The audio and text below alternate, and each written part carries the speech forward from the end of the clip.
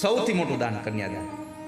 તમે 5-25 હજાર રૂપિયાનું કે 5 લાખ રૂપિયાનું દાન આપીને તમારા નામની તકતી મારી શકો, પણ 9 મહિના પેટમાં રાખેલી દીકરીને 25 વર્ષ સુધીની મોટી કરી અને કોઈ સાથે પરણાવો તોય તમે તકતી મારી ન શકો. અમે દીકરીનું દાન આપ્યું છે. આ સંસારમાં સૌથી મોંઘું દાન એટલે કન્યાદાન છે. દરેક દીકરીના ભાગ્યમાં બાપ હોય છે, પણ દરેક બાપના ભાગ્યમાં દીકરી નથી હોતી.